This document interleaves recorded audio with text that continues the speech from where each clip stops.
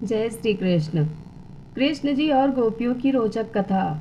एक बार गोपियों ने श्री कृष्ण से कहा कि हे कृष्ण, हमें अगस्त ऋषि को भोग लगाने जाना है और ये यमुना जी बीच में पड़ती हैं। अब बताओ कैसे जाएं?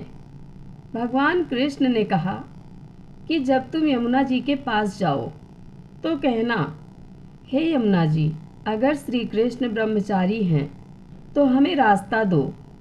गोपियाँ हंसने लगी कि लो, ये कृष्ण भी अपने आप को ब्रह्मचारी समझते हैं। सारा दिन तो हमारे पीछे पीछे घूमता है, कभी हमारे वस्त्र चुराता है, कभी मटकियाँ फोड़ता है। खैर, फिर भी हम बोल देंगी। गोपियाँ यमुना जी के पास जाकर कहती हैं, हे यमुना जी, अगर श्री कृष्ण ब्रह्मचारी हैं तो हमें रास्ता दें। और गोपियों के कहते ही यमुना जी ने रास्ता दे दिया।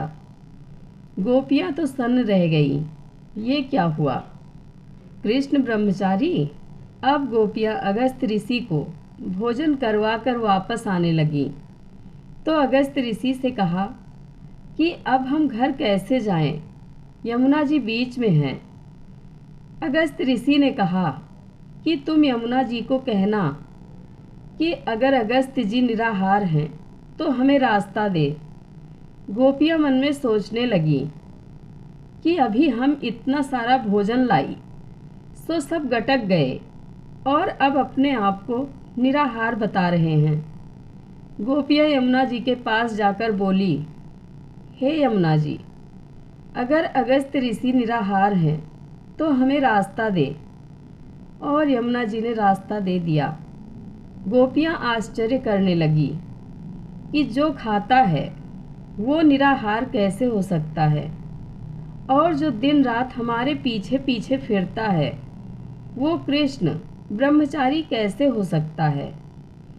इसी उधेड़ बुन में गोपियों ने कृष्ण के पास आकर फिर से वही प्रश्न किया। भगवान श्री कृष्ण कहने लगे, गोपियों, मुझे तुम्हारी देह से कोई लेना देना नहीं है। मैं तो तुम्हारे प्रेम के भाव को देखकर तुम्हारे पीछे आता हूँ। मैंने कभी वासना के तहत संसार नहीं भोगा। मैं तो निर्मोही हूँ, इसलिए यमुना ने आपको मार्ग दिया।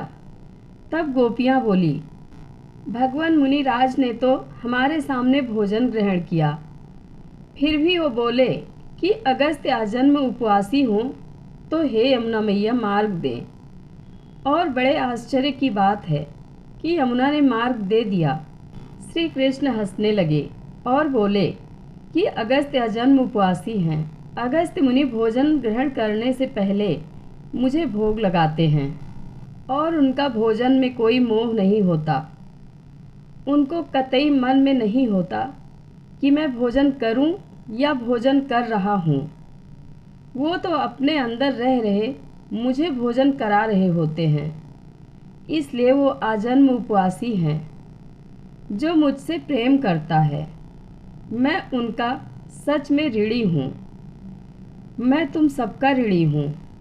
ऐसे थे भगवान कृष्ण। जय श्री कृष्ण। कथा अच्छी लगे तो कमेंट बॉक्स में अपनी राय ज़रूर दें। धन्यवाद।